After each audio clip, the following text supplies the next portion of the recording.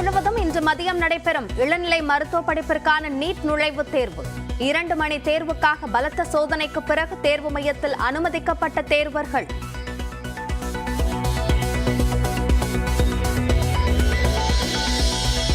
மறைந்த நெல்லை கிழக்கு மாவட்ட காங்கிரஸ் தலைவரின் உடலுக்கு தமிழ்நாடு காங்கிரஸ் கமிட்டி தலைவர் செல்வ பெருந்தகை, சபாநாயகர் அப்பாவு உள்ளிட்டோர் அஞ்சலி. ஜெயக்குமாருக்கு சொந்தமான தோட்டத்தில் உடல் அடக்கம்.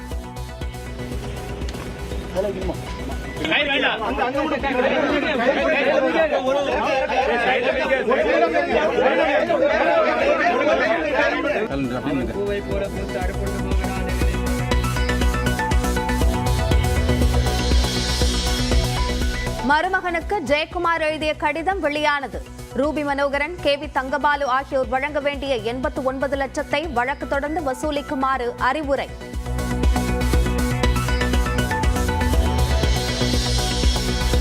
நெல்லை கிழக்கு மாவட்ட காங்கிரஸ் தலைவர் ஜெயக்குமார் உயிரிழப்பிற்கு யார் காரணமாக இருந்தாலும் நடவடிக்கை எடுக்க வேண்டும். காவல்துறைக்கு தமிழ்நாடு காங்கிரஸ் கமிட்டி தலைவர் செல்வ பெருந்தகை வலியுறுத்தல். யாரா இருந்தாலும் ஃபிக்ஸ் பண்ணுங்க. ஃப்ரீ அண்ட் ஃபேர் இன்வெஸ்டிகேஷன் வேணும். எங்களுக்கு உண்மையான குற்றவாளியை நீதிமன்றத்தில் நிறுத்த வேண்டும். இதுதான் எங்கள் வேண்டுகோள். காங்கிரஸ் மூத்த தலைவர் தங்கபாலு, MLA ரூபி மனோகரன் உள்ளிட்டோரை குற்றம் சாட்டி SP-க்கு ஜெயக்குமார் எழுதியதாக வெளியான கடிதத்தால் பரபரப்பு. தங்களுக்கு முன்கூட்டியே கடிதம் வரவில்லை என SP சிலம்பரசன் விளக்கம். இல்ல வரல. அவர் இங்கே தான், அவரோட ஆஃபீஸில் தான் இருந்தது. ஒரு உதவியாளர் நாளை தான் வந்து எடுத்து அதுக்கப்புறம் தான் வந்து காவல் நிலையத்தில் புகார் கொடுத்தாங்க. சேலம், தேனி, நீலகிரி, திண்டுக்கல் மாவட்டங்களில் இன்று மழை பெய்ய வாய்ப்பு. ஏற்காடு, கொடைக்கானல் மற்றும் கரூரிலும் மழை பெய்யக்கூடும் என வானிலை ஆய்வாளர் பிரதீப் ஜான் கணிப்பு.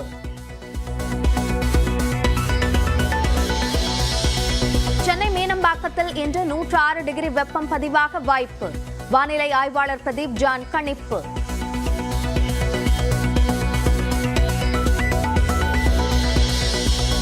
ஆரணி அருகே பலத்த காற்றுடன் பெய்த கனமழை. 20 லட்சம் ரூபாய் மதிப்பிலான வாழை மரங்கள் சேதம்.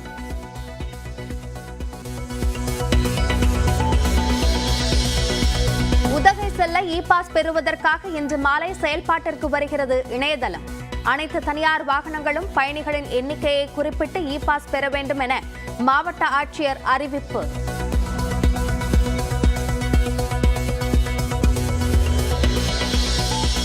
கொடைக்கானல் ரோஜா பூங்காவில் பூத்து குலுங்கும் 1500 வகையான ரோஜா மலர்கள். புகைப்படம் எடுத்து மகிழும் சுற்றுலா பயணிகள்.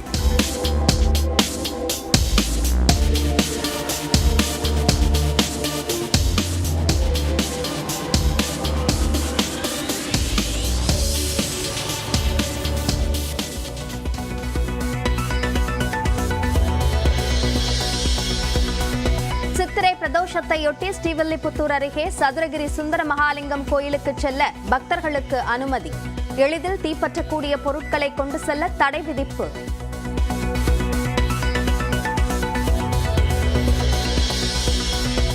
குற்றவாளியின் பணத்தை நம்பிதான் தான் வாழவில்லை என ஜாபர் சாதிக் விவகாரத்தில் இயக்குனர் அமீர் விளக்கம். தான் வெறுக்கும் விஷயத்தில் தொடர்புபடுத்துவது ஏன் என வேதனை. சிறைக்கு போக அப்பவும் தயாரா இருந்தேன், இப்பவும் தயாரா இருக்கேன். ஆனால் நான் வெறுக்கிற ஒரு குற்றத்துல என்னை தொடர்புபடுத்துவதை நான் கொஞ்சம் கில்ட்டியா ஃபீல் பண்றேன்.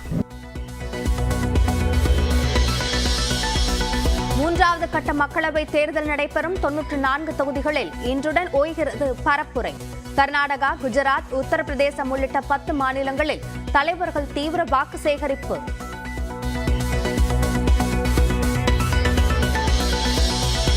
கேரளாவின் திருவனந்தபுரத்தில் அரசு பேருந்து ஓட்டுநரிடம் தகராறில் ஈடுபட்ட விவகாரம். மேயர் மற்றும் அவரது கணவர் மீது வழக்கு பதிவு. IPL தொடரின் இன்றைய முதல் ஆட்டத்தில் பஞ்சாப் அணியுடன் மோதுகிறது CSK.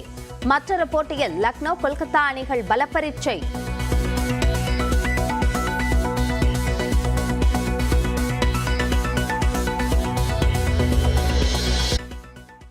சென்னையில் இன்று 106 டிகிரி ஃபாரன்ஹீட் வரை வெப்பம் பதிவாகும் என்று கணித்துள்ள தனியார் வானிலை ஆய்வாளர் பிரதீப் ஜான் 6 மாவட்டங்களில் மழைக்கு வாய்ப்பிருப்பதாகவும் கூறியுள்ளார்.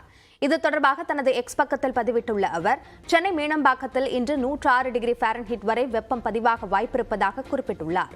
அதே சமயம் சேலம், ஏற்காடு சுற்றுவட்டார பகுதி, வால்பாறை, கொடைக்கானல், தேனி, திண்டுக்கல், நீலகிரி உள்ளிட்ட இடங்களில் மழை பெய்யும் என்று அவர் கணித்துள்ளார். மேலும் கடந்த சில நாட்களாக வெப்பம் உச்சத்தில் உள்ள கரூரிலும் மழை பெய்வதற்கான சாத்தியக்கூறுகள் 50% இருப்பதாக பிரதீப் ஜான் தெரிவித்துள்ளார். இதனால் இன்றைய தினம் கரூர் மற்றும் ஈரோட்டை பின்னுக்கு தள்ளி வேலூரில் அதிகபட்ச வெப்பநிலை பதிவாகக்கூடும் என்றும் அவர் கணித்துள்ளார்.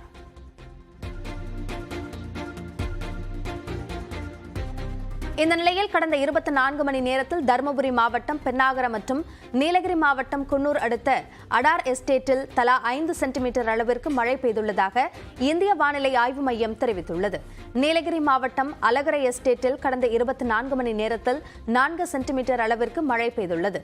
இதேபோன்று ஈரோடு மாவட்டம் தாளவாடி, தருமபுரி மாவட்டம் ஒகேனக்கல், நீலகிரி மாவட்டம் குன்னூர், உதகை ஆகிய பகுதிகளில் தலா 3 சென்டிமீட்டர் அளவிற்கு மழை பெய்துள்ளது.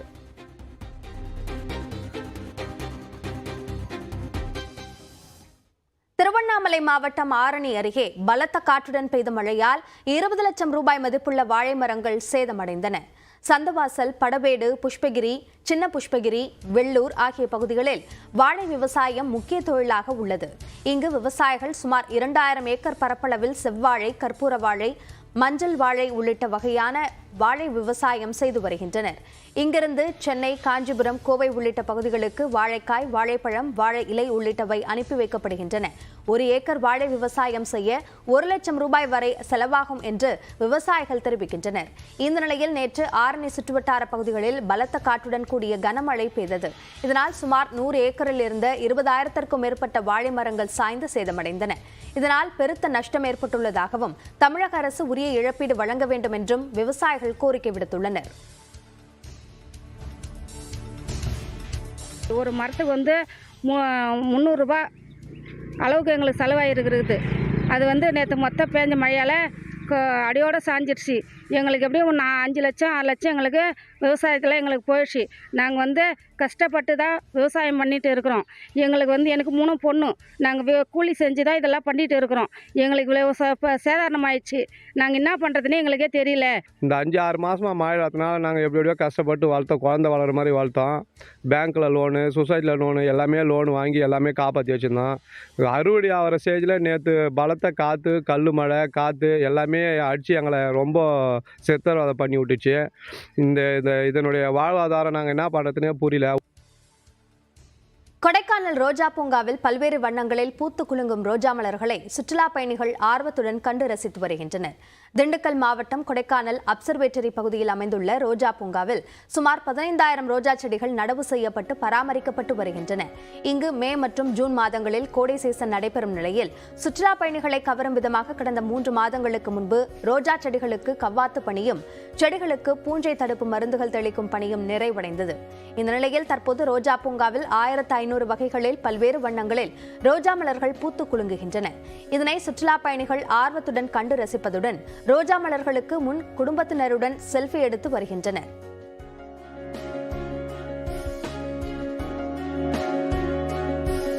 இன்றைக்கி தான் மார்னிங் கொடைக்கானல் வந்த உடனே ரோஸ் கார்டன் வரலான்னு சொன்னாங்க. அதனால் பார்த்தோம். சூப்பராக இருக்குது. சென்னை கம்பேர் பண்ணும்போது இங்கே செம்ம கூலிங்காக இருக்குது. ஃபேமிலியாக சம்மர் வெக்கேஷனுக்கு என்ஜாய் பண்ணலாம். இங்கே டிஃப்ரெண்ட் டைப்ஸ் ஆஃப் ஃப்ளவர்ஸ் இருக்குது. அதே மாதிரி கலர்ஸும் இருக்குது. ரோஸ்க்கு நிறைய கலர்ஸ் இங்கே பார்க்கலாம். நம்ம சென்னையில் ரொம்ப அதிகமாக நம்ம இந்த அளவுக்கு கலர்ஸ் பார்த்துருக்க மாட்டோம்.